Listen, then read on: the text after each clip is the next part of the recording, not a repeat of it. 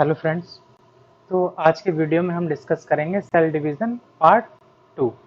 जो पार्ट 1 था, पार्ट 1 में हमने क्या किया था कि जो G1 S और जो G2 फेज होती हैं, गैप 1 सिंथेटिक फेज और G2 फेज, इनको हमने डिस्कस कर लिया था। तो आज का जो हमारा डिस्कशन का जो रहेगा टॉपिक वो रहेगा एम फेज। एम फेज में मेनली प्रोफेज, मेटाफेज, एनाफेज और टीलोफेज आते हैं। चलिए शुरू करते हैं। ठीक है। एम फेज में सबसे पहले जो फेज है वो है हमारी कौन सी, प्रोफेज। तो prophase include 3 major events of cell cycle. Prophase में सेल साइकिल के 3 मेजर इवेंट होते हैं। पहला है हमारा क्रोमोसोमल कॉम्पैक्शन या कंडेंसेशन। इसमें क्या होता है कि जो क्रोमोसोम है उनका साइज मान लीजिए पहले बहुत बड़ा है, तो ये क्रोमोसोम क्या किए जाएंगे, इनको कॉम्पैक्ट करके जो साइज जो है वो छोटा किया जाएगा। ठीक है। तो क्रोमोसोमल कॉम्पैक्शन में क्रोमोसोम का जो साइज है वो छोटा और क्रोमोसोम जो है वो मोटा हो जाता है। ठीक है। दूसरा पॉइंट हमारा माइटोटिक स्पिंडल एपरेटस की असेंबली। इसमें हम क्या करते हैं, माइटोटिक स्पिंडल एपरेटस की असेंबली करते हैं। मान लो इसके बाद ये इसमें जब क्रोमोसोम में रिप्लिकेशन जब होता है तो उसके बाद में सिस्टर क्रोमेटिड बनते हैं। ठीक है। तो कुछ इस तरह का स्ट्रक्चर बना। ठीक है।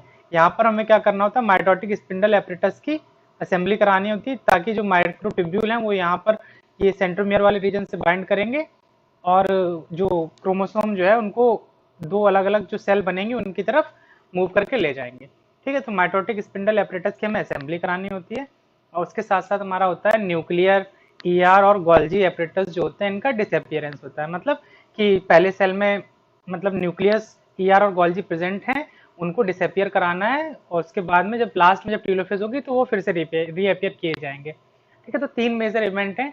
पहला है क्रोमोसोमल का कॉम्पैक्शन या कंडेंसेशन। दूसरा है माइटोटिक स्पिंडल एपरेटस की असेंबली। तीसरा है न्यूक्लियर, ईआर और गोल्जी का डिसअपियरेंस। तो सबसे पहले हम डिस्कस करते हैं क्रोमोसोमल कॉम्पैक्शन या condensation. Chromosomal condensation is the initial event of prophase in which replicated chromosome undergo compaction और condensation। जो क्रोमोसोमल कॉम्पैक्शन जो है वो इनिशियल इवेंट होता है प्रोफेज में। जैसे प्रोफेज शुरू होगी सबसे पहले क्या किया जाएगा, क्रोमोसोम का कंडेंसेशन किया जाएगा। ठीक है। ये मतलब मेन इवेंट होता है जो प्रोफेज में होगा। ठीक है। उसके बाद है chromosomal compaction is mediated bye A group of protein. जो क्रोमोसोमल कॉम्पैक्शन है वो एक ग्रुप है प्रोटीन का जिसमें 2 प्रोटीन आते हैं, एक है हमारा कोएसिन और दूसरा है हमारा कंडेंसिन, जिनके द्वारा ये जो काम किया जाएगा। क्रोमोसोमल कॉम्पैक्शन जो है वो मेनली 2 प्रोटीन है, कोएसिन है और कंडेंसिन है, जिसको ये कराने में, क्रोमोसोम को कॉम्पैक्ट कराने में मेजर रोल प्ले करते हैं।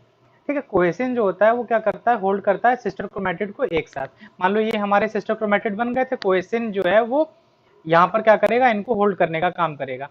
तो कुछ इस तरह से समझो कि ये वो क्रोमोसोम है जिसमें रिप्लिकेशन अभी नहीं हुआ है, यानी कि ये G1 फेज में है। ठीक है। तो यहाँ पर जो पॉइंट दिया हुआ है, cohesin bind with non replicated chromosome in late G1 phase in presence of cyclin E and CDK2। ठीक है। साइक्लिन E और CDK2 की प्रेजेंस में लेट G1, यानी कि G1 खत्म होने वाली है और कौन सी फेज शुरू होने वाली है, S फेज। तो लेट G1 में क्या करता है, जो कोहेसिन है वो नॉन रिप्लिकेटेड क्रोमोसोम के साथ में जाकर के बाइंड कर जाता है। ठीक है। तो जैसे यहाँ पर दिया हुआ है कि इंटरफेज में आप देख रहे हैं कि वो कोहेसिन जो है वो बाइंड कर गया है। तो इंटरफेज को हमने 3 पार्ट में डिवाइड कर लिया था, G1, S और G2, मतलब गैप 1 सिंथेटिक फेज और G2 फेज। तो जहां जब G1 खत्म हो रही है और S शुरू हो रही है, यानी कि लेट G1 फेज में कोहेसिन आकर के क्या करेगा, बाइंड कर जाएगा। ठीक है। तो ये पॉइंट हमारा क्लियर हो गया कि जो कोहेसिन जो है वो नॉन रिप्लिकेटेड क्रोमोसोम के साथ में बाइंड करता है, ना कि रिप्लिकेटेड क्रोमोसोम के साथ में। ठीक है। ये समझ में आया। बाइंडिंग कब होगी कोहेसिन की, जब रिप्लिकेशन स्टार्ट नहीं हुआ होगा, तभी कोहेसिन आकर के बाइंड कर जाता है और टीलोफेज में जाकर के डिसोसिएट होता है। ठीक है। आगे देखते हैं हम लोग। अब हम बात करें कोहेसिन के स्ट्रक्चर की, तो जो कोहेसिन है वो 4 सब यूनिट का बना हुआ है। कितनी सब यूनिट है टोटल, 4 सब यूनिट, जिनको नाम देते हैं हम SMC1, SMC3, SCC1, SCC3। ठीक है। SMC मतलब होता है स्ट्रक्चरल मेंटेनेंस ऑफ क्रोमोसोम और SCC मतलब होता है सिस्टर क्रोमेटिड कोहेसिन। तो अब आप चीज देख रहे हैं, एक चीज देख रहे होंगे, दोनों में एक चीज कॉमन है, जो 2 है वो दोनों मिसिंग है। SMC वाले में भी 2 मिसिंग है और SCC वाले में 3 यहाँ 2 मिसिंग है। ठीक है। SCC वाले में भी 2 मिसिंग है और MCC वाले में भी 2 मिसिंग है।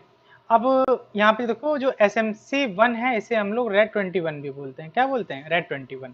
ठीक है। और जो SCC1 है इसे ह्यूमन में SA1 और SA2 कहा जाता है। और जो ये कोड जिस जीन द्वारा जो ये कोड किए जाते हैं उस जीन को नाम देते हैं STAC1 और STAC2 जीन। यानी कि STAC1 और STAC2 जीन जो है वो SA2 और SA1 को कोड करते हैं और जिसे हम लोग SCC1 भी बोलते हैं। ह्यूमन में SA1 SA2 बोला जाता है, वैसे इसे SCC1 बोलते हैं। ठीक है। SMC1 and SMC3 are member of SMC family.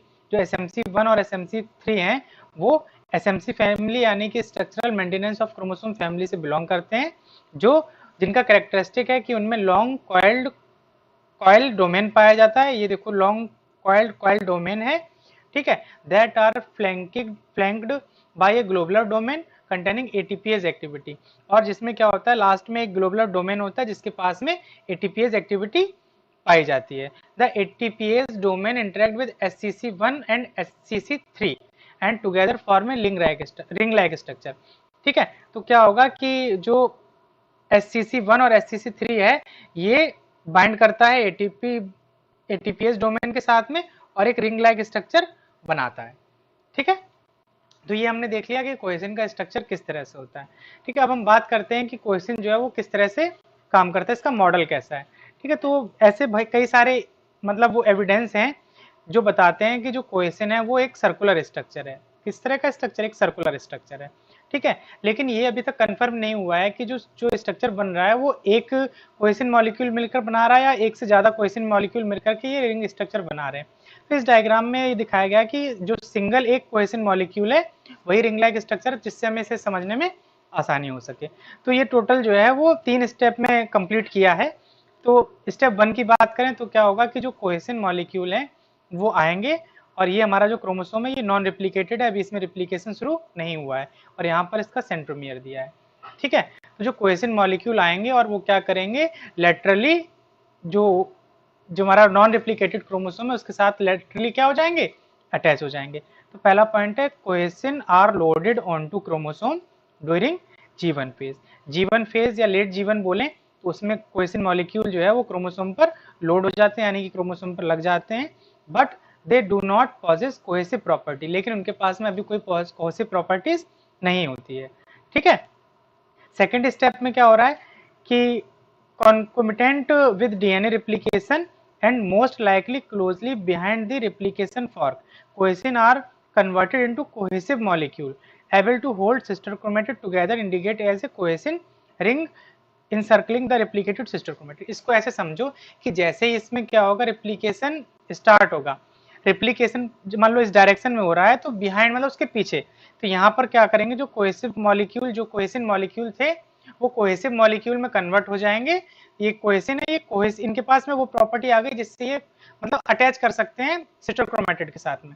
ठीक है। और ये कोहेसिन मॉलिक्यूल कोहेसिव मॉलिक्यूल में कन्वर्ट हो गए और ये जो सिस्टर क्रोमेटिड है उनको होल्ड कर लेंगे। ठीक है। This conversion into cohesin require cohesin loading factor. जो कोहेसिव मॉलिक्यूल है उसे कोहेसिन प्रॉपर्टी रिक्वायर गेन करने के लिए कोहेसिन लोडिंग फैक्टर की जरूरत होती है। ठीक है। एस फेज में उसने क्या किया, जो कोहेसिव प्रॉपर्टी थी वो गेन कर ली और वो किसकी वजह से हो पा रही है, कोहेसिन लोडिंग फैक्टर की वजह से। During G2 phase sister chromatid are replicated and अब देखो एस के बाद में जो हमारी अगली फेज आएगी कौन, G2। तो एस में डीएनए का रिप्लिकेशन होता है। ठीक है। और G1 में डीएनए रिप्लिकेशन की सारी तैयारी कर ली जाती है। तो एस के बाद जब क्रोमोसोम G2 फेज में गए, यानी कि G2 फेज में जब क्रोमोसोम जाएगा तो उसका जो डीएनए था वो पूरा का पूरा डबल हो चुका है। ठीक है। तो during G2 phase sister chromatid are replicated, जो सिस्टर क्रोमेटिड थे वो रिप्लिकेटेड हो चुके हैं and linked along their entire length by cohesin. और पूरी लेंथ में देखेंगे आप सेंट्रोमियर इंक्लूडिंग, यहाँ पर कोहेसिन मॉलिक्यूल जो है वो दोनों सिस्टर क्रोमेटिड को होल्ड किए हुए हैं। ठीक है।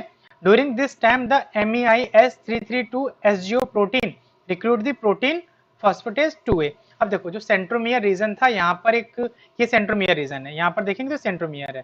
रिप्लिकेशन के बाद में क्या हुआ, G2 फेज में जब ये जाएंगे तो वहां पर ये जो एक प्रोटीन है जिसका नाम है क्या, MEIS332 SGO प्रोटीन, ये आकर के यहाँ बाइंड करेगी और ये रिक्रूट करेगी PP2A यानी कि प्रोटीन फॉस्फेटेज 2A को। ठीक है। अब ये क्यों बुलाई गई है, इसका क्या रोल है वो अभी हम लोग समझ रहे हैं। तो जैसे ही G2 फेज में पहुंचा क्रोमोसोम, तो पूरा का पूरा क्रोमोसोम रिप्लिकेट कर चुका था। उसके बाद में जो यहाँ पर जो S332 जो SGO प्रोटीन है ये आकर बाइंड की और इसने PPA2 को रिक्रूट करा लिया। ठीक है, ये हो गया हमारा सेकेंड स्टेप। अब बात करते हैं हम थर्ड स्टेप की। इन वर्टिब्रेट सेल्स, जो वर्टिब्रेट की सेल्स होती हैं वहां पर क्या होता है, जो कोहेसिन जो होते हैं are release from chromosome arm during prophase and early metaphase. देखो हमारा 4 फेज थी, प्रोफेज, मेटाफेज, एनाफेज और टीलोफेज। यानी कि प्रोफेज खत्म हो रही है लेकिन मेटाफेज अभी स्टार्ट नहीं हुई है, तो इनके बीच में भी एक स्टेज हम लोग है उसे नाम दे देते हैं, उसे नाम देते हैं क्या, अर्ली मेटाफेज। क्या नाम देंगे, अर्ली मेटाफेज। तो वही यहाँ पर बोला गया है कि जो वर्टिब्रेट सेल्स होती हैं उनमें क्या किया जाता है, कोहेसिन्स जो मॉलिक्यूल हैं उन्हें क्रोमोसोम की जो आर्म है उससे रिलीज किया जाएगा। ठीक है, बाय द एक्शन ऑफ पोलोकाइनेज और अरोरा बी काइनेज। तो 2 काइनेज हैं, एक का नाम है हमारा पोलोकाइनेज और दूसरे का नाम है हमारा एरोरा काइनेज। ठीक है, ये क्या करते हैं, जो काइनेज है, काइनेज का काम होता है फॉस्फोराइलेशन करना। ये पोलो काइनेज और अरोरा काइनेज क्या करेंगे, कोहेसिन मॉलिक्यूल पर फॉस्फेट लगा देंगे। जैसे इन कोहेसिन मॉलिक्यूल पर फॉस्फेट लगेगा, ठीक है, वैसे ये कोहेसिन मॉलिक्यूल क्या करेंगे, रिमूव कर जाते हैं। लेकिन जो ये सेंट्रोमियर वाला रीजन था, यहाँ पर जो SS322 और SGO जो प्रोटीन था उसने PP2A को रिक्रूट करके रखा हुआ है। PP2A जो है वो हमारा एक फॉस्फेटेज है, तो जैसे ही यहाँ पर फॉस्फेट लगेगा PP2A क्या करेगा, इस फॉस्फेट को रिलीज करा देगा। तो इस तरह से हम देख रहे हैं कि पूरे क्रोमोसोम पर सब जगह से कोहेसिन हट चुका है, केवल जो सेंट्रोमियर वाला रीजन था वहां पर जो PP2A है वो फॉस्फेट को रुकने नहीं दे रहा है। अगर फॉस्फेट रुकेगा नहीं तो जो कोहेसिन मॉलिक्यूल जो बाइंड थे वो रिलीज हो नहीं पाएंगे। तो आप देखेंगे कि सेंट्रोमियर रीजन जो है वो वहां पर अभी भी कोहेसिन लगे हुए हैं। तो पोलोकाइनेज और अरोराकाइनेज का काम था कि कोहेसिन पर फॉस्फेट लगाना, जिससे क्या हो कि फॉस्फेट लगने से जो कोहेसिन मॉलिक्यूल है वो वहां से हट जाए सिस्टर क्रोमेटिड से। लेकिन जो सेंट्रोमियर वाला रीजन है वहां पर PP2A यानी कि प्रोटीन फॉस्फेटेज 2A प्रेजेंट है, जो क्या कर रहा है कि जो जैसे ही फॉस्फेट लग रहा है कोहेसिन पर उसको वो हटा दे रहा है। इस वजह से सेंट्रोमियर वाला रीजन है वहां पर कोहेसिन अभी भी बाइंड है। ठीक है, यहाँ पर आप देखो cohesin are retain only in the region of the centromere where PP2A prevent cohesin phosphorylation and hence dissociation through recruiting PP2A। तो इस तरह से हमने देखा कि पूरा ये कैसे हुआ प्रोसेस। अब इसको एक बार और समझ लो। देखो जैसे ही ये अभी ये G1 फेज में है क्रोमोसोम, अभी इसका रिप्लिकेशन नहीं हुआ है, वैसे ही हमारा एक कोहेसिन मॉलिक्यूल जो है वो आकर के बाइंड करेंगे लेटरली क्रोमोसोम के साथ में। अभी ये कोहेसिन मॉलिक्यूल के पास में कोहेसिव प्रॉपर्टी नहीं है। ठीक है, जैसे ही ये एस फेज में एंटर करेंगे कोहेसिन मॉलिक्यूल कोहेसिन लोडिंग फैक्टर की हेल्प से क्या करेंगे, कोहेसिव प्रॉपर्टी गेन करेंगे और रिप्लिकेशन फॉर्क के बिहाइंड क्या करेंगे, सिस्टर क्रोमेटिड के साथ में बाइंड हो जाएंगे। जैसे ही सिस्टर क्रोमेटिड के साथ में बाइंड होंगे और पूरा ये एस फेज में रिप्लिकेशन कंप्लीट होगा, वैसे ही जो है सेल अगली फेज में चली जाएगी, इससे हम लोग नाम दे रहे हैं क्या, एस फेज के बाद G2 फेज। G2 फेज में कोहेसिन पूरे डीएनए मॉलिक्यूल पर बाइंड हो चुके हैं और पूरे क्रोमोसोम का रिप्लिकेशन हो चुका है। ठीक है, लेकिन जैसे ही G2 फेज में पहुंचेंगे वहां पर क्या होगा, MEIS332 SGO प्रोटीन आकर के सेंट्रोमियर वाले रीजन से बाइंड होगी और वो रिक्रूट करेगी PP2A यानी कि प्रोटीन फॉस्फेटेज 2A को। प्रोटीन फॉस्फेटेज 2A जो एक फॉस्फेटेज है जो फॉस्फेट को हटाने का काम करता है। ठीक है, इसके बाद में रिक्रूट किया जाएगा पोलोकाइनेज और अरोरा बी काइनेज को। पोलोकाइनेज और अरोरा बी काइनेज का काम क्या होता है कि जो कोहेसिन मॉलिक्यूल जो पूरे डीएनए पर या क्रोमोसोम पर बाइंड है उन पर ये फॉस्फेट लगाएंगे। ठीक है, जैसे ही कोहेसिन पर फॉस्फेट लगेगा वो कोहेसिन मॉलिक्यूल डीएनए को छोड़ करके यहाँ से हट जाएगा। ठीक है, लेकिन जो सेंट्रोमियर वाला रीजन था वहां पर PP2A प्रेजेंट है। ठीक है, PP2A क्या करेगा, जैसे कोहेसिन मॉलिक्यूल पर फॉस्फेट लगेगा उस फॉस्फेट को हटा देगा। इस तरह से क्या करेगा कि कोहेसिन पर फॉस्फेट लग नहीं पाएगा, तो जो केवल सेंट्रोमियर वाला रीजन है वहां पर जो कोहेसिन है वो केवल अटैच रहेंगे और बाकी पूरे क्रोमोसोम के कोहेसिन जो है वो डिसोसिएट हो जाएंगे। ठीक है, तो ये हमने देखा कि किस तरह से जो कोहेसिन मॉलिक्यूल जो है वो वर्क कर पा रहे हैं। ठीक है, अब हम बढ़ते हैं आगे। अब देखो यहाँ पर ध्यान देने वाला एक पॉइंट ये है कि जैसे मान लो ये हमारा पूरा डीएनए था, ठीक है, तो डीएनए के बाकी के पोर्शन जैसे यहाँ से लेकर के यहाँ तक का रीजन हुआ और जो ये नीचे का रीजन हुआ, ये सारे जो यहाँ पर जो कोहेसिन अटैच थे वो सारे रिमूव हो जाते हैं ड्यूरिंग प्रोफेज या फिर अर्ली मेटाफेज में। और जो हमारा जो ये सेंट्रोमियर वाला रीजन था इसके जो कोहेसिन जो है ये डिसोसिएट होंगे लेट मेटाफेज में या फिर अर्ली एनाफेज में। ठीक है, सेंट्रोमियर वाले पोर्शन जो है वो केवल डिसोसिएट होता है लेट मेटाफेज या अर्ली मेटाफेज, और बाकी सारे क्रोमोसोम का जो कोहेशन है वो डिसोसिएट हो जाते हैं प्रोफेज में या फिर अर्ली मेटाफेज में। ठीक है, अब एक चीज ये समझो कि जो कोहेशन होते हैं उनका जो इंपॉर्टेंट रोल होता है वो होता है एनाफेज में, जब प्रॉपर क्रोमोसोम का सेपरेशन होगा। तो यहाँ पर पॉइंट दिया हुआ था, cohesion of sister chromatid is essential for proper chromosomal separation in anaphase. ठीक है, अब हम बात करते हैं दूसरा प्रोटीन जो था, एक था हमारा कोहेशन और एक था हमारा कंडेंसन। तो अब हम बात करेंगे कंडेंसन की। तो condensation catalyse ATP dependent condensation of A replicated chromosome. जो रिप्लिकेटेड क्रोमोसोम है जब उसको कंडेंसन प्रोटीन कंडेंस करेगा तो वहां पर एटीपी यूज की जाएगी। ठीक है, chromosomal compaction is due to DNA super coiling. तो जब हम लोग बायोकेमिस्ट्री पढ़ेंगे तो वहां पर हम सुपर कॉइलिंग डिस्कस करेंगे। तो अभी हम आपको मतलब ऐसे सिंपली फॉर्म में बता देते हैं कि सुपर कॉइलिंग जो है वो दो तरह की होती है। एक होता है पॉजिटिव सुपर कॉइलिंग, होता है negative super coiling. Super coiling मतलब क्या होता है कि जैसे डीएनए मान लो इस तरह से कॉइल है, ठीक है, तो इसको हम और कॉइल कर दें यहीं कहीं। ठीक है, तो इस तरह से जो इस तरह में जो लूजली कॉइल था उसको और सुपर कॉइल कंडीशन में कन्वर्ट हम करेंगे तो इसको हम लोग सुपर कॉइलिंग नाम देते हैं। तो जो क्रोमोसोम का जो कॉम्पैक्शन होता है वो सुपर कॉइलिंग की वजह से होता है। Condensin protein bind to replicated DNA in early prophase. जो कंडेंसिन प्रोटीन है वो अर्ली प्रोफेज में आकर बाइंड करती है, या फिर बाइंड करती है कब, लेट G2 फेज में, and dissociate in late telophase. ठीक है, like cohesin complex condensin are composed of two large coil SMC protein. जिस तरह से जो हमारी कोहेसिन थी वो SMC1 और SMC3 से मिलकर बनी हुई थी ना, वन और नहीं एंड 3, उसी तरह से जो हमारी कंडेंसिन होती है वो SMC2 एंड 4 से मिलकर बनी होती है। अब जो कंडेंसिन का जो स्ट्रक्चर है इसको हम बाद में थॉरली डिस्कस करेंगे। ठीक है, तो यहां पर हो गया जो टू सब यूनिट की बनी होगी, that associated through their ATPase domain with non SMC सब यूनिट। जो अपने नॉन एसएमसी सब यूनिट होती है उससे जो एसएमसी सब यूनिट का जो एटीपीएस डोमेन होता है उसके थ्रू उससे जुड़ी रहती है। When condensing function is lost, cell chromosome do not condense and sister chromatid tangled are not resolve. जैसे क्या हुआ कि मान लो जो क्रोमोसोम को जो कंडेंस करने वाला जो सिस्टर क्रोमैटिड को कंडेंस करने का काम जो कर रही थी वो हमारी कंडेंसन कर रही थी। मान लो अगर कंडेंसन क्या हो कि जो इनका फंक्शन है अगर लॉस हो जाए तो जो क्रोमोसोम अभी जो ये कंडेंस हो गया ये कंडेंस नहीं हो पाएगा, और मान लो क्या हुआ ये वाला जैसे पोर्शन था तो ये आकर के यहीं पर उलझ गया, तो उसको रिजॉल्व करने में इम्पॉसिबल ही है। ठीक है, तो वही यहाँ पर लिखा हुआ नॉट रिजॉल्व। अब हम बात करते हैं रेप्लिकेटेड क्रोमोसोम के स्ट्रक्चर की, तो वो कुछ इस तरह से दिखेगा। ये हो गया हमारा सेंट्रोमियर वाला रीजन। जो सेंट्रोमियर वाला रीजन है यहाँ पर एक प्रोटीन आकर के बाइंड करती है, इसका नाम है क्या, काइनेटोकोर प्रोटीन। और इसी रीजन में जो कोहेसिन अटैच रहते हैं जो डिसोसिएट होते हैं कहाँ पर, लेट मेटाफेज में और अर्ली एनाफेज में। ठीक है, तो ये हो गया हमारा रेप्लिकेटेड क्रोमोसोम का स्ट्रक्चर।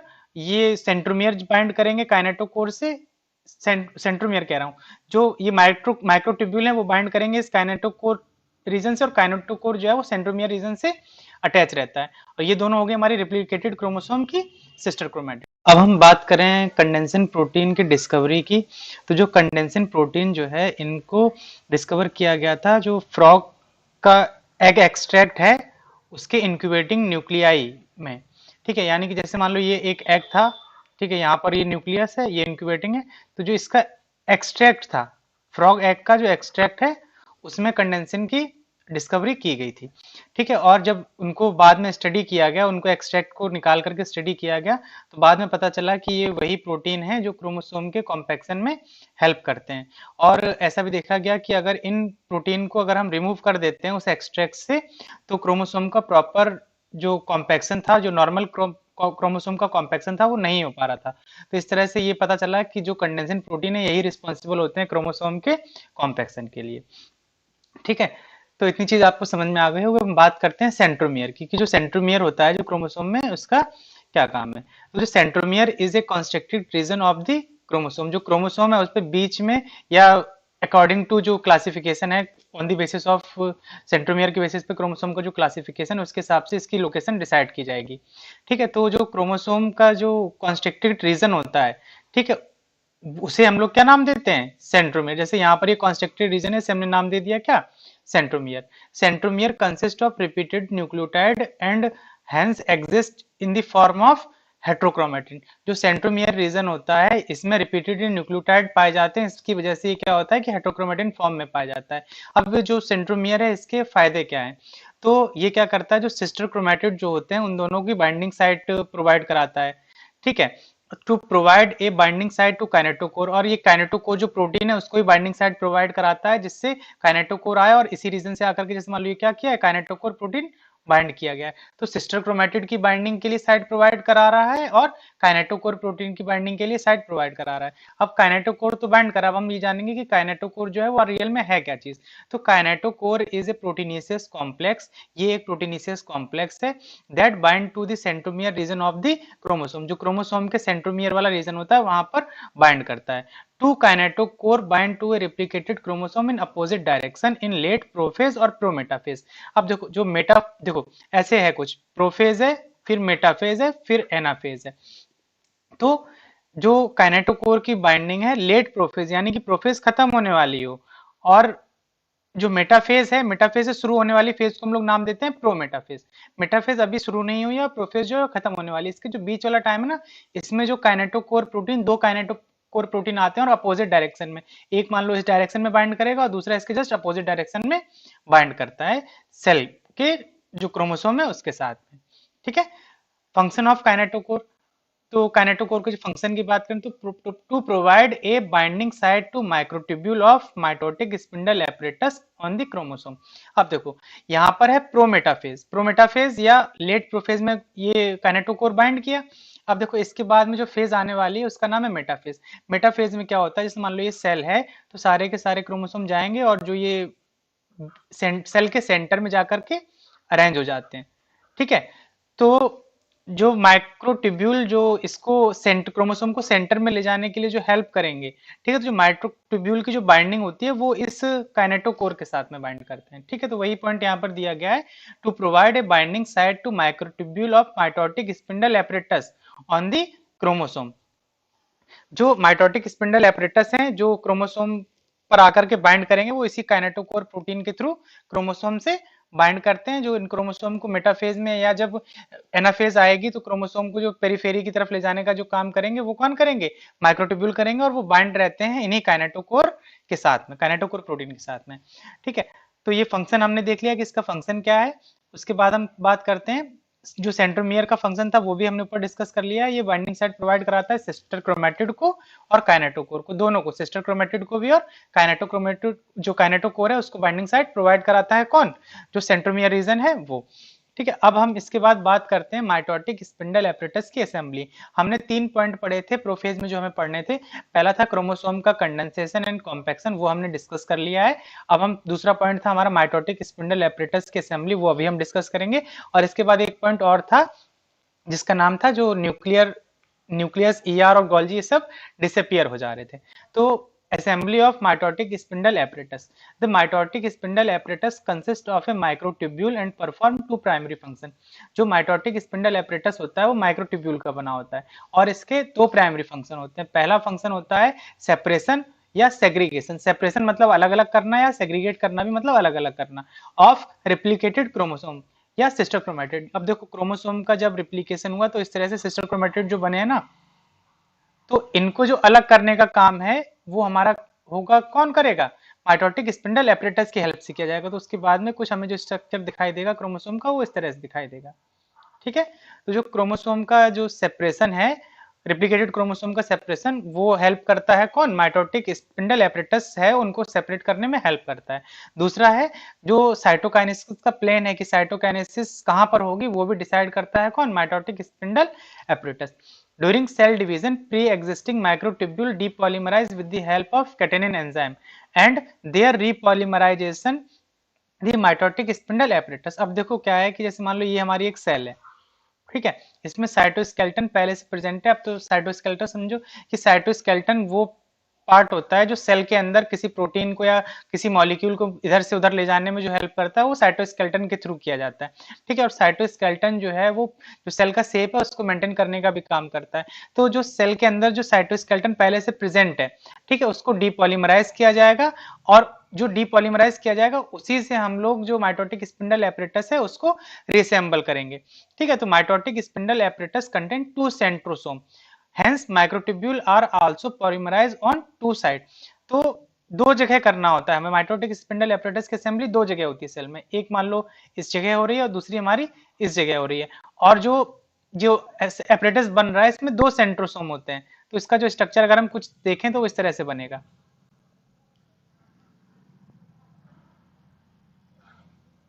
ठीक है, तो इस तरह के दो स्ट्रक्चर बनेंगे, एक इस साइड बनेगा और दूसरा इस साइड बनेगा। ठीक है, उसके बाद है हमारा point movement of centrosome present in mitotic spindle apparatus in opposite direction is mediated by kinesin motor protein. अब देखो, जो न्यूक्लियस होता है इसके पास में निगेटिव एंड होता है, और जो पेरिफेरी होती है यहाँ पर पॉजिटिव एंड होता है। तो जो सेंट्रोसोम का जो मूवमेंट है या जो क्रोमोसोम का मूवमेंट कहें, वो जो पेरिफेरी की तरफ जो क्रोमोसोम यहाँ सेंटर से मूव करेंगे वो हमारा कौन सी मोटर प्रोटीन की वजह से होगा, काइनेसिन मोटर प्रोटीन की। माइक्रोट्यूब्यूल की दो मोटर प्रोटीन, एक होती है काइनेसिन और दूसरी होती है डायनिन। काइनेसिन मोटर प्रोटीन जो होती है वो पॉजिटिव इन डायरेक्टिंग होती है, और जो डायनिन मोटर प्रोटीन होती है वो नेगेटिव इन डायरेक्टिंग होती है। तो जो यहाँ पर जो मूवमेंट होती है सेंट्रोसोम की, जो प्रेजेंट होते हैं माइटोटिक स्पिंडल एपरेटस में, उनका अपोजिट डायरेक्शन में वो मीडिएट करता है कौन, काइनेसिन मोटर प्रोटीन। और यही जो माइटोटिक स्पिंडल एपरेटस जो होते हैं ये भी फ्रेगमोप्लास्ट की असेंबली को भी डायरेक्ट करते हैं। ठीक है, फ्रेगमोप्लास्ट क्या है वो हम आगे डिस्कस करेंगे। उसके बाद में ये हमने देख लिया माइटोटिक स्पिंडल एपरेटस की असेंबली। उसके बाद में जो हमारा अगला पॉइंट था उसका नाम है the disappearance of the nuclear envelope. जो सेल के अंदर ये न्यूक्लियस है तो न्यूक्लियस का जो एनवेलप है ये डिसअपियर हो जाएगा, तो जो क्रोमोसोम है वो फ्रीली साइटोप्लाज्म में आ जाएंगे। ठीक है, तो in late prophase MPF catalyzes phosphorylation of lamin protein present in the nuclear envelope। तो जो न्यूक्लियस का जो एनवेलप प्रेजेंट होता है इसमें लेमिन प्रोटीन पाए जाते हैं। तो जो हमारा MPF है या मैचुरेशन प्रमोटिंग फैक्टर बोलते हैं इसको। ठीक है, ये क्या करता है, जो लेमिन प्रोटीन है इनका फॉस्फोराइलेशन कर देगा, जिससे वो प्रोटीन जो है वो मतलब उनका डिस्ट्रक्शन हो जाएगा और जो न्यूक्लियर एनवेलप है वो डिसअपियर हो पाएगा। तो यही बोला गया है इस पॉइंट में, इन लेट प्रोफेज यानी कि प्रोफेज खत्म हो रही है तो एमपीएफ जो है वो कैटेलाइज करेगा फॉस्फोराइलेशन ऑफ लेमिन प्रोटीन जो प्रेजेंट है कहां पर, न्यूक्लियर एनवेलप में। Phosphorylation causes the disassembly of lamins which lead to disappearance of the nuclear envelope. उससे क्या होगा, जो लेमिन प्रोटीन है उसकी डिसअसेंबली हो जाएगी और न्यूक्लियर एनवेलप जो है वो डिसअपियर हो जाएगा। ER Golgi complex also disappear in prophase along with the disappearance of the nuclear envelope. Prophase के लास्ट में जब क्या होगा कि जब न्यूक्लियस डिसअपियर होगा तो उसी टाइम पर जो हमारा गोल्जी और ईआर है ये भी डिसअपियर हो जाएंगे। लेकिन क्या होता है, जो माइट्रोकॉन्ड्रिया, क्लोरोप्लास्ट और पेरोक्सोसोम जो होते हैं ये डिसअपियर नहीं होते हैं सेल डिवीजन के दौरान। तो इस तरह से हमने देखो आज डिस्कस कर लिया है कि मतलब प्रोफेज के तीनों जो इवेंट थे उनको, पहला था हमारा मतलब जो क्रोमोसोम थे उनका कॉम्पैक्सेशन और कंडेंसेशन, दूसरा था माइटोटिक स्पिंडल एपरेटस की असेंबली, और तीसरा था न्यूक्लियर और ईआर का डिसअपियरेंस। उसके बाद जब हमारा ये प्रोफेज हो गया, फिर प्रोफेज खत्म होगा तो उससे पहले मेटाफेज स्टार्ट होने से पहले एक फेज आती है जिसे हम लोग नाम देते हैं क्या, प्रोमेटाफेज। अब हम उसको भी जरा डिस्कस कर लें। तो represent the transition state of prophase and metaphase. ये प्रोफेज और मेटाफेज के बीच की जो स्टेट है उसे हमने क्या नाम दिया, प्रोमेटाफेज। प्रोमेटाफेज में दो मेजर इवेंट होते हैं। पहला है binding of microtubule to chromosome. ठीक है, जो माइक्रोट्यूब्यूल जो है जैसे हमने इस वाली इमेज में देखा था कि ये क्रोमोसोम है और ये माइक्रोट्यूब्यूल है। माइक्रोट्यूब्यूल जो काइनेटोकोर के साथ में जो बाइंडिंग है ये हमारी होगी कहां पर, प्रोमेटाफेज में। तो फर्स्ट पॉइंट हो गया binding of microtubule to chromosome. दूसरा है movement of chromosome toward the mid point और मेटाफेजिक प्लेट। और जो माइक्रोट्यूब्यूल है वो क्या करते हैं, क्रोमोसोम को मेटाफेज आने से पहले क्रोमोसोम को ये सेल के सेंटर में ले जाना है। ठीक है, तो ये वाला काम भी किस फेज में होगा, प्रो मेटाफेज में। यहाँ पर पॉइंट दिया है उसको जरा डिस्कस करें। क्रोमोसोमल बाइंडिंग और recognition is a random process and occur when the microtubule penetrate the nuclear region the movement of chromosome toward the midpoint is due to the polymerization and depolymerization of the microtubule। अब देखो एक point ये समझो कि जो हमारा जो centrosome बना या माइटोटिक स्पिंडल एपरेटस बना, उसकी असेंबली दो जगह हुई थी, एक यहाँ हुआ था और एक इस तरफ हुआ था। अब देखो जैसे मान लो ये क्रोमोसोम यहाँ है, इन सबको इस बीच की प्लेट पर लाना है, तो कुछ जैसे यहाँ पर माइक्रोट्यूब्यूल यहाँ पर आकर बाइंड कर गए, तो इसे हमें यहाँ तक ले जाने के लिए हमें माइक्रोट्यूब्यूल को पॉलीमराइजेशन करना होगा ना, इसको जो माइक्रोट्यूब्यूल की लेंथ है इसको इंक्रीज करना होगा, ठीक है। और जैसे ये वाला है तो इसको यहाँ लाने के लिए तो हमें छोटा करना होगा। तो दो कंडीशन होती हैं, इसको कुछ इस तरह समझ लो, जैसे एक माइक्रोट्यूब एक क्रोमोसोम हमारा यहाँ प्रेजेंट है और दूसरा क्रोमोसोम हमारा यहाँ पर प्रेजेंट है, ठीक है। तो यहाँ पर माइटोटिक स्पिंडल एपरेटस है, तो ये यहाँ पर बाइंड किया, तो इसको इस पॉइंट तक, ये मान लो मिड पॉइंट है, इस पॉइंट तक लाने के लिए इस माइक्रोट्यूब्यूल को पॉलीमराइज करना होगा, तभी तो ये यहाँ पर आ पाएगा ना। और अगर यहाँ से स्पिंडल एपरेटस से माइक्रोट्यूब्यूल निकला है, तो इसको इधर लाने के लिए हमें इसको डिपॉलीमराइज करना होगा। वही यहाँ पर बोला गया है, the movement of chromosome toward the mid point is due to the polymerisation and depolymerisation of microtubule. मतलब अगर इसको यहाँ पर ले जाना है तो हमें इसे पॉलीमराइज करना होगा, और इस वाले को इधर लाना है तो इस वाले माइक्रोट्यूब्यूल को हमें डिपॉलीमराइज करना होगा, तभी हम सारे क्रोमोसोम को मेटाफेजिक प्लेट पर ला पाएंगे। तो जो क्रोमोसोम का मिड प्लेट पर आना, ये वाला काम, और जो माइक्रोट्यूब्यूल की बाइंडिंग जो है वो ये हमारा हो जाता है प्रोमेटाफेज में। अब देखो एक पॉइंट ये भी है कि जो यहाँ से माइक्रोट्यूब्यूल निकल करके इस क्रोमोसोम के सेंट्रोमियर रीजन के साथ में बाइंड करेंगे ना, तो ये एक रैंडम प्रोसेस होता है, ठीक है। टारगेटेड नहीं है कि मतलब जाकर के पर्टिकुलर यहीं बाइंड करना है, ये एक रैंडम प्रोसेस है। जब माइक्रोट्यूब्यूल यहाँ से निकलेंगे और जो न्यूक्लियर रीजन रहा होगा उसको पेनिट्रेट करेंगे, तो वो जाकर के क्रोमोसोम के सेंट्रोमियर के साथ में रैंडमली बाइंड करते हैं। जो ये माइक्रोट्यूब्यूल के पॉलीमराइजेशन और डीपॉलीमराइजेशन का कॉन्सेप्ट है, इसको हम और अच्छे से समझने के लिए एक इमेज का यूज भी कर सकते हैं। जैसे देखो यहाँ पर भी दो पोल हैं, ठीक है, एक माइटोटिक स्पिंडल एपरेटस का पोल ये है और एक ये दूसरा पोल है, ठीक है। और वही कंडीशन एक यहाँ पर भी है, एक यहाँ है और एक यहाँ है। पहले हम इसको समझेंगे ऊपर वाले को, फिर हम नीचे वाले में इसको देखेंगे। जैसे मान लो देखो ये हमारा क्रोमोसोम है, इसे हमें इस प्लेट पर लाना है, प्लेन पर लाना है, ठीक है, मेटाफिजिक प्लेट पर लाना है। तो हमें क्या करना होगा, यहाँ पर हमें जो ट्यूबुलिन प्रोटीन है या माइक्रोट्यूब्यूल की जो सब यूनिट होती है उनको हमें एडिशन करना होगा, तभी तो ये वाली लेंथ इंक्रीज करेगी, तब ये यहाँ पर आ पाएगा, ठीक है। और जो यहाँ पर जो माइक्रोट्यूब्यूल है इसको हमें डिसोसिएट कराना होगा, या हमें यहाँ से ट्यूबुलिन प्रोटीन को हटाना होगा, तब ये लेंथ छोटी होगी ना, तब ये क्रोमोसोम यहाँ पर आ पाएगा, ठीक है। तो इसका हमें इस तरफ हमें पॉलीमराइजेशन करना होगा और इस तरफ हमें डीपॉलीमराइजेशन करना होगा। उसी तरह से जैसे इस वाले क्रोमोसोम में देख लो, तो यहाँ पर स्लो पॉलीमराइजेशन हो रहा है और यहाँ पर स्लो डीपॉलीमराइजेशन हो रहा है, ठीक है। तो जो चीज हम पीछे डायग्राम बनाकर समझाना चाह रहे थे, वो यहाँ पर इन्होंने डायग्राम, बुक का डायग्राम है ये, इसमें आसानी से समझा दिया गया है। अब एक पॉइंट और समझना है हमें कि जैसे मान लो ये हमारा क्रोमोसोम था,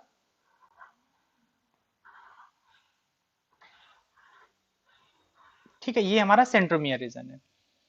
अब यहाँ पर क्या है कि जो हमारा काइनेटोकोर प्रोटीन है वो यहाँ पर आकर के बाइंड करता है, ठीक है। तो जो काइनेटोकोर प्रोटीन के साथ में, ये मान लो काइनेटोकोर प्रोटीन बाइंड कर दिया, तो यहाँ पर ये पॉइंट समझना है, जो काइनेटोकोर प्रोटीन के साथ में जो माइक्रोट्यूब्यूल जो आकर के यहाँ पोल से आकर के जो माइक्रोट्यूब्यूल जो बाइंड करेंगे, वो डायरेक्ट बाइंड नहीं करते हैं, ठीक है। उसकी जो एसोसिएशन है उसको दो प्रोटीन कहें या एक प्रोटीन कहें, वो मीडिएट कराता है।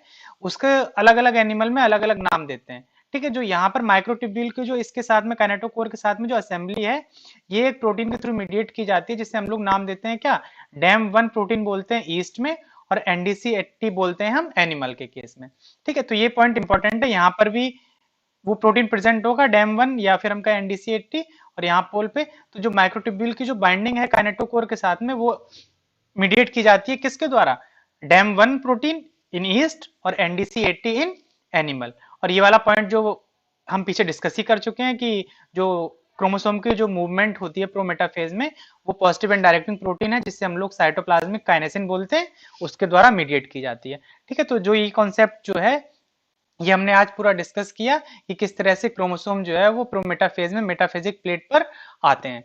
तो आज के वीडियो में हमने पूरा डिस्कस कर लिया कि प्रोफेज के कौन कौन से मेजर इवेंट हैं, जैसे क्रोमोसोम का compaction and condensation, mitotic spindle apparatus की असेंबली, और जो न्यूक्लियर एनवेलप है उसका डिसअपियरेंस, और जो गोल्जी और ईआर है उसका भी डिसअपियरेंस। इसके साथ साथ हमने आज डिस्कस कर लिया है प्रोमेटाफेज। नेक्स्ट वीडियो में हम डिस्कस करेंगे और नेक्स्ट वीडियो में अब हम डिस्कस करेंगे metaphase, anaphase, telophase and cytokinesis. धन्यवाद।